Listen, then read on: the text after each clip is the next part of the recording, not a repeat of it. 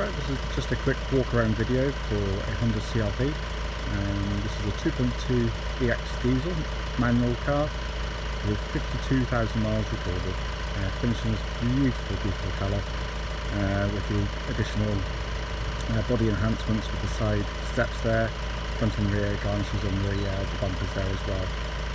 But fabulous looking car, beautifully looked after. But I'll just go around the car for you. So come around the front of the car, all in very nice order. All the lenses absolutely spot on, no cracks or marks on those at all. Near side of the vehicle, very clean and crisp. The car's also been fitted with these door protection mouldings as well, which are very good from the car parks and help prevent a lot of these other car parking dinks and otherwise. It's really smooth and crisp down the side there. Around the back of the car here, you see it's been fitted with a tow bar.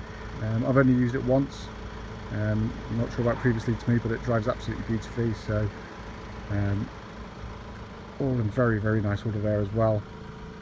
Back of the car, pretty much unmarked, can't see anything on there at all.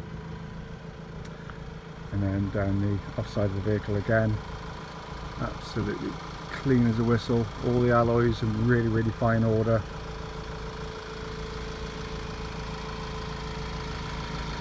Overall, an absolutely fabulous looking car.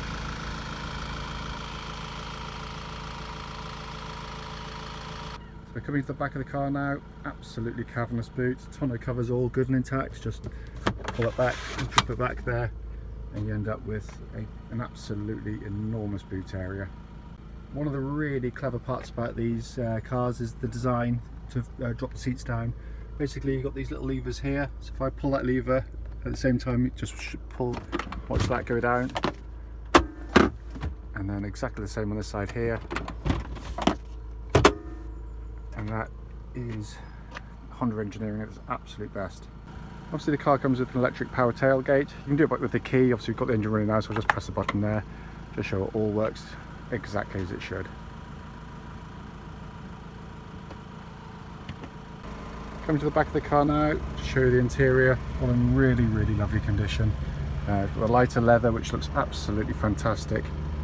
Huge amount of rear leg room on the car. I've got the leather work and the interior absolutely wonderful. Coming to the front now, driver's door card absolutely spot on. Full set of genuine Honda mats. It's also got the sill lighting kit on the car. Electric driver's seat. Leather work absolutely superb. Coming across the centre here, passenger seat again absolutely unmarked and very comfortable indeed. Above our head, big panoramic roof, completely clear now. The centre bar, and then just press a button there to shut the blind over and back open as well.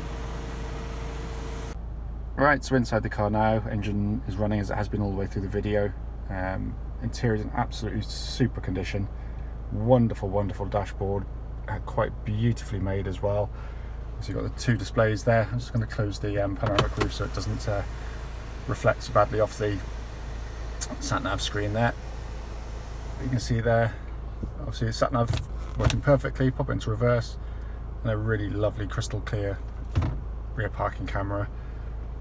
Dual zone climate control. Again, beautifully laid out, dead easy to use, and works absolutely beautifully as well. Obviously 6-speed gearbox lever, and your heated seat buttons there as well. And it's everything on the car works exactly as it should. Coming across the multifunction steering wheel, so we've got see menu controls top left, and on the top right we've got controls for the auto cruise control system on the car, which is brilliant to use. It really is. Auto lights and wipers. Go forward through to the dashboard. So this is used in its daily use on the car. MPG is showing low. It isn't actually that low. It's because the car's been idle for quite a while. I've been doing the video and getting the car set up. But I've been averaging actually nearly 50 to the gallon with this thing. No warning lights on the car. As you can see, 52,269 miles now recorded. It is being used daily by my wife, so bear that in mind. The mileage will creep up. We're not doing many miles, but it, obviously it will go up slightly. but all in absolutely fabulous order. So finally just come onto the dashboard, under the bonnet rather, beautifully laid out engine bay. Engine sounds a lot noisier on the video than it does in reality when you stood here, just the microphone picks it up. But a wonderful engine, very quiet in operation. As I said, I'm not trying too hard to get over 50 to the gallon with the car. What should follow now will be a brief road test of this very car.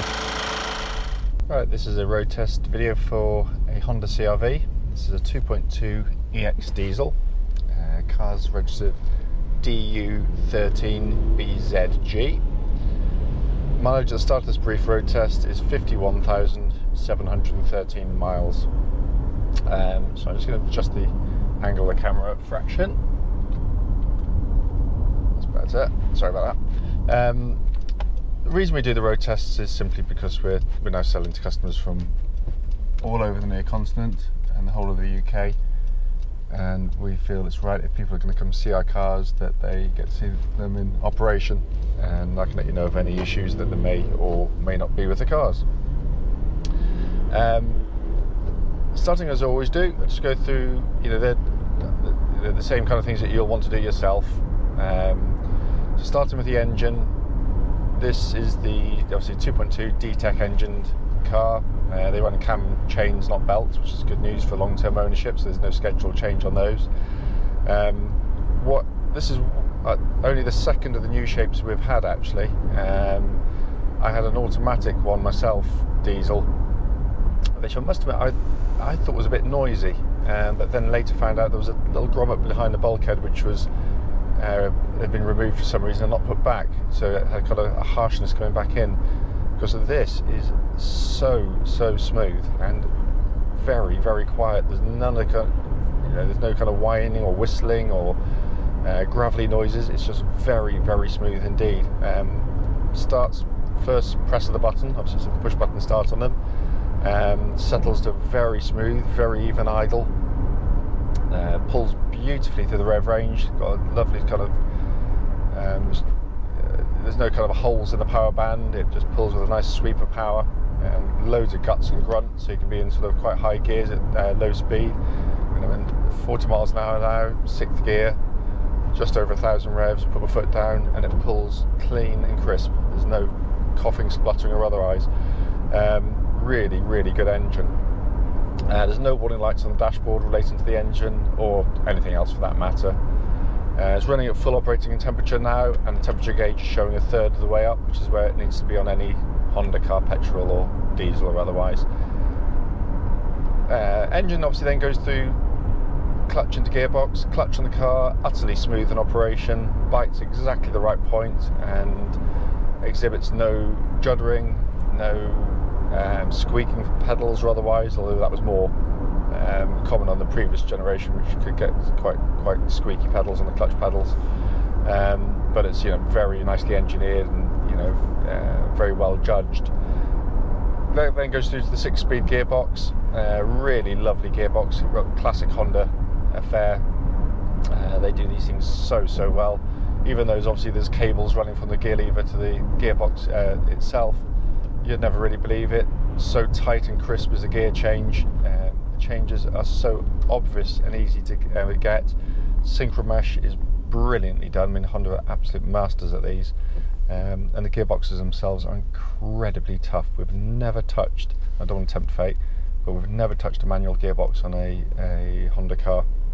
They are, they're unbelievably well made, and we've had some with quite massive mileages actually as well. So, but the gear change is exactly as it was when it was new.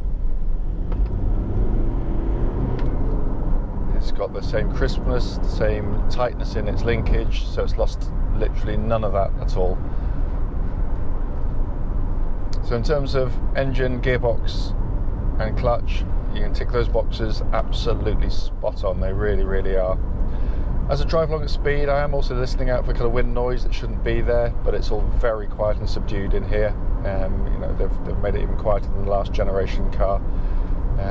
Steering of the car is just lovely and precise again, and it tracks bullet straight, no vibrations, doesn't pull one way or another, and again it's just lost none of its tautness from new.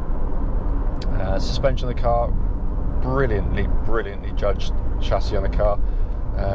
Totally ignore any motoring magazine that says it, you know, it's good, it's dull, it's worthy, it's, you know, it's not. It's a car that just does not jar in any way, shape or form.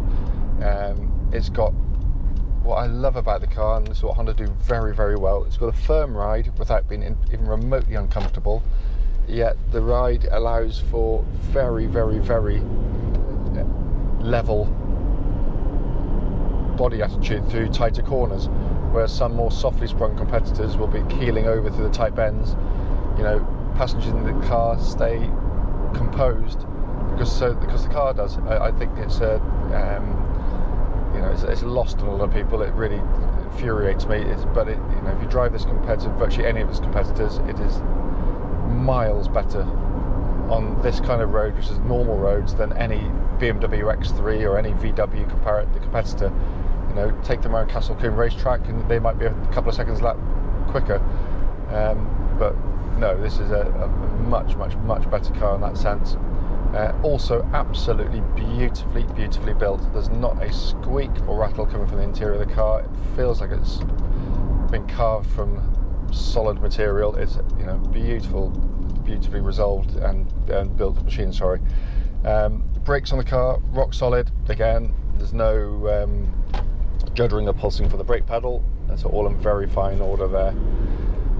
Looking inside the car, beautiful condition, just been delivered to us yesterday, and you know, I can't fault the interior really. I mean, I'm sure if you really got a microscope out, you'd find something, but obviously a huge specification car, as it says in the walk-around video. But you know, everything I've pressed works absolutely beautifully. The air conditioning is pumping out ice cold air. I tried that yesterday when the car arrived, but it's just really nicely done in here. Nice smaller diameter steering wheel now than the previous model. Makes, you know, you don't feel as though your arms are stretched out quite so much. Sat nav's really good, much better to use than the previous generation one, which wasn't bad at all. The camera on there is again a step up from the previous generation one as well. But what you can't, to explain the videos, is every single button you press, everything you turn, has a beautifully damped and fantastic quality to them. Again, miles better than the German competitors. I'm not just picking on them, it's just that, you know, the press says how beautifully built they are, and you know, they do give that impression, but it's what they're like over years and years of ownership. You know, these have the same feeling of actuation 50,000 miles down the line as they did when they rolled off the production line. It's what the Japanese are world leaders in and have been for many years. This later generation uses kind of soft texture plastics on the dashboard, much more scratch resistant rather than the last generation, which again was beautifully built but could mark quite easily with accidental damage. Clear legible dashboard. I don't like it as much as the last generation one. I think it's a bit more fussy than those, but that's just me. But it's all working beautifully. And then you got, you know, a myriad of controls. You know, on the multifunction steering wheel here, obviously audio on the top left here. Top right, this car's equipped with auto cruise control, so it uses a radar to gauge the distance between you and the car in front. Brilliant system. Means you can just, you know, rather than sort of zooming up behind the car and panicking because the cruise control has got you a fixed speed, it senses the car in front and will slow you down, then speed you back up again, and it works brilliantly well. Also got the sort of lane departure, which obviously senses you going off, and it'll just gently sort of ease the car back in the line on the motorway as well. Not something I really use. That's something I'm sure it works fine, but I don't really trust things like that for that. That's important, but there we are. Information displayed down on the bottom here, and on the bottom left we've got the hands-free function switches as well. But basically the reason we're doing the video is really to give you feedback on the car, and if there's anything wrong with it, then I could let you know rather dully, and at odds with previous videos, I can't find anything wrong with them. With the car, it drives absolutely beautifully, and anyone coming to drive the car would think exactly the same way, I'm sure. I am critical on our videos, so please don't think for a second that if there's something obviously I miss on the car, I won't mention it. I do, and you know, I've got a track record in saying so, and then we attend to it if needs be. But genuinely, if you're going to come and see this car, you'll be coming to see a car that's in, you know, really lovely condition, looks fantastic, but drives absolutely brilliantly. So yeah, if it's on your shopping list, you know, you're looking at, you know, one of the best four-wheel drive, or SUVs as they call them. I like the fact it's got the bigger capacity engine. You know, I know the 1.6 is a very good engine with the new one, but I just think the guts of the 2.2 is really suited to the size of the car. But no, it's a wonderful machine. And obviously, briefly, intelligent four-wheel drive means, as I'm driving now, the car will be in front-wheel drive, which is what it is for 99% of the time. Only when it starts to slip or spin does it activate the rear-wheel drive, which is brilliant if you're towing a caravan across a wet pitch or something. But it turns it off at all other times. So unlike other cars which run permanent four-wheel drive, you're not wasting fuel, you're not increasing the mechanical wear on the car, and you're not suffering sort of major fuel losses because it takes power to run four-wheel drive. So very clever and utterly bomb-proof. We've never ever touched one out of the hundreds that we've sold using this exact system. So all in all, great car. You know, if there's anything I've missed on the video, please don't hesitate. Do give us a call, and I'll be more than happy to answer any questions you may have.